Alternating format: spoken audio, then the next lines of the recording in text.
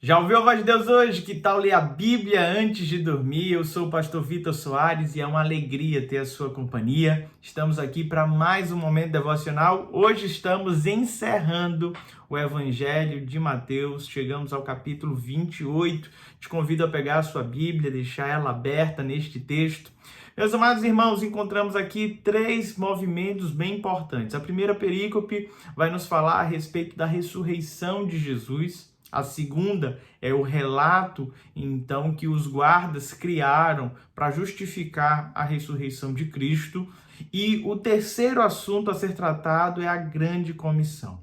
Quero te convidar, então, a ler comigo o primeiro verso do capítulo 28. Depois do sábado, tendo começado o primeiro dia da semana, Maria Madalena e a outra Maria foram ver o sepulcro. E eis que sobreveio um grande terremoto, pois o anjo do Senhor desceu dos céus e, chegando ao sepulcro, rolou a pedra da entrada e assentou-se sobre ela. Sua aparência era como um relâmpago e suas vestes eram brancas como a neve. Os guardas tremeram de medo e ficaram como mortos. O anjo disse às mulheres: "Não tenham medo, sei que vocês estão procurando Jesus, que foi crucificado. Ele não está aqui, ressuscitou como tinha dito. Venham ver o lugar onde ele jazia. Vão depressa e digam aos discípulos dele: ele ressuscitou dentre os mortos e está indo adiante de vocês para a Galileia. Lá vocês o verão. Notem que eu já os avisei." As mulheres saíram depressa do sepulcro, amedrontadas e cheias de alegria, e foram correndo anunciá-lo aos discípulos de Jesus. De repente, Jesus as encontrou e disse: "Salve!" Elas se aproximaram dele, abraçaram-lhes os pés e o adoraram. Então Jesus lhe disse: "Não tenham medo. Vão dizer aos meus irmãos que se dirijam para a Galileia e lá eles me verão."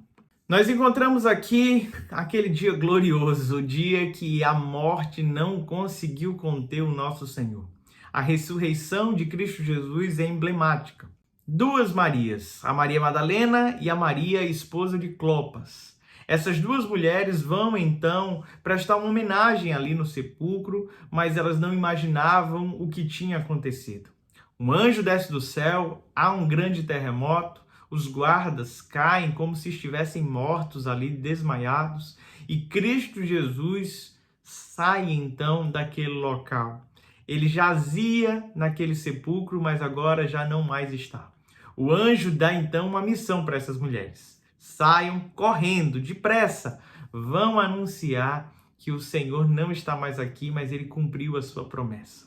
Elas saem, têm esse encontro gostoso com Jesus, onde elas se prostram, agarram os seus pés e recebem, então, o alento de Jesus, dizendo: "Não tenham medo."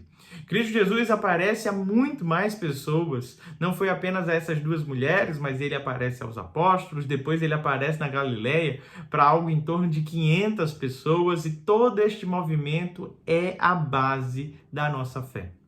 O apóstolo Paulo chega a dizer na carta aos Coríntios, no capítulo 15, que se esperarmos de Cristo Jesus apenas nessa vida, nós somos os mais indignos de todos os homens. Ele vai dizer que se nós não acreditamos na ressurreição, a nossa fé é vazia e estamos nos esforçando inutilmente. Esse texto, ele é extremamente importante para a nossa fé. E ele nos dá uma missão. A missão é: à semelhança dessas duas mulheres que ouviram a voz do anjo, eu e você também precisamos sair anunciando para todo mundo que o nosso Deus é um Deus vivo, venceu a morte. Ele não está preso no sepulcro, não existem grilhões que possam prendê-lo, nada pode contê-lo, e ele hoje deseja fazer morada em nossos corações. Dito isso, os judeus precisavam criar uma narrativa que não corroborasse para a ideia de que Jesus havia ressuscitado. Os guardas recebem então suborno para mentirem, dizendo que o corpo havia sido roubado. É bem verdade que essa história não faz nenhum sentido. Primeiro, que aquela grande pedra que foi ali colocada, seria necessário um esforço sobre-humano para retirá-la, ela estava lacrada. Segundo, que tinham 2 soldados ali, então tecnicamente você não tinha como vencer aqueles 2 soldados sem que houvesse então uma luta corporal. Esses homens estavam ali falando com o sumo sacerdote ilesos, sem que nada tivesse acontecido a eles. Segundo, essa narrativa dita por eles de que Cristo Jesus, o corpo dele havia sido roubado, não faz sentido de acordo com a mudança que existiu. Olha só, meus irmãos, como é que Pedro, sabendo que roubaram o corpo de Cristo, ele vai voltar a pescar, vai viver a vida dele novamente ali, aleatória, e do nada ele vai ter um insight, reunir todo o povo e dizer, não, vamos viver como se Jesus tivesse ressuscitado. Não faz sentido nenhum. Estes homens eram tidos como homens covardes, como pessoas que fugiram diante da prisão de Cristo Jesus. Pedro, que era o mais valente, seguia Jesus de longe. Como é que esses homens são tomados de tão grande intrepidez e falam corajosamente diante do Sinédrio, falam corajosamente diante de todos aqueles que os acusam, entregando o seu corpo ao martírio? Não faria sentido se eles não estivessem experimentado a ressurreição de Cristo. A ressurreição de Cristo muda completamente o caráter, a personalidade, a maneira de ser no mundo de cada indivíduo. E esses apóstolos, que antes eram jovens adolescentes, agora se tornam homens dispostos a morrer em martírio, pois eles contemplaram Cristo ressurreto. Dito isso, estes homens receberam um comissionamento, a grande comissão, e eu quero ler esse texto com você. Versículo 16. Os 11 discípulos foram para a Galiléia, para o monte que Jesus lhes indicara. Quando viram, o adoraram, mas alguns duvidaram. Então Jesus aproximou-se deles e disse, foi-me dada toda a autoridade nos céus e na terra. Portanto, vão e façam discípulos de todas as nações, batizando-os em nome do Pai, do Filho e do Espírito Santo, ensinando-os a obedecer a tudo que eu lhes ordenei. Eu estarei sempre com vocês até o fim dos tempos. Esse texto é um desafio para os nossos dias. Ele começa então com a autoridade que foi dada a Cristo Jesus. Nós estamos indo debaixo dessa autoridade, debaixo dessa cobertura. Nós vamos em nome de Jesus. E este nome foi elevado sobre todos os nomes. Ele tem autoridade nos céus e tem autoridade na terra. A partir desse nome, o desafio que eu e você temos é de sair pelo mundo fazendo discípulos. Sabe, orientando pessoas, ensinando, acompanhando, sendo intencional em nossos relacionamentos. Eu e você fomos desafiados a fazer com que outras pessoas sigam os passos do Mestre, a partir daquilo que eu e você já temos conquistado em Cristo Jesus. A responsabilidade é gigantesca. O nosso dever é falar como o apóstolo Paulo, sejam meus imitadores, assim como eu sou de Cristo. O desafio da igreja é fazer discípulos, e se você não tem se empenhado nisso, talvez essa devocional seja para que você desperte para o seu propósito. O seu propósito é fazer discípulos, que mais pessoas conheçam e sejam transformadas por Cristo Jesus. E o nosso papel é conduzi-las até o batismo.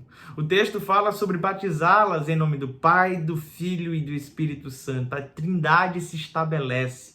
Cristo Jesus, o Deus encarnado, morre na cruz do Calvário, vence a morte e não nos deixa órfãos. Ele manda o seu Espírito. E hoje a Trindade age no mundo.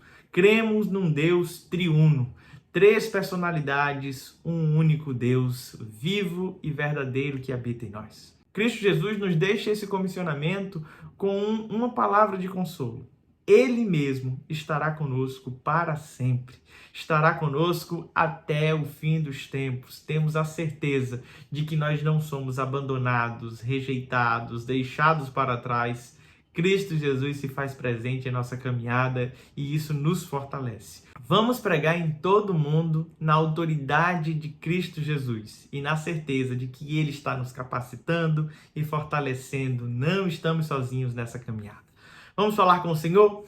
Pai bondoso e querido, te agradecemos, ó Pai, te agradecemos porque o amor venceu de verdade. O amor venceu a morte, o amor venceu o pecado, o amor venceu as trevas. Aquele sepulcro não era capaz de deter o nosso Salvador. Te agradecemos, ó Deus, porque um dia estaremos face a face contigo. E enquanto estamos aqui nesta terra, nos ensina, Pai, nos capacita, nos dá autoridade para fazermos discípulos, batizá-los e conduzi-los, ó Deus, ao teu reino de paz. Obrigado por este tempo, abençoa cada um dos teus servos e servas que nos acompanham. É no nome de Jesus que te oramos. Amém. Que Deus te abençoe e não se esqueça, se inscreva no nosso canal, curta, comente, compartilhe. É sempre bom a sua companhia. Até amanhã às 21h30.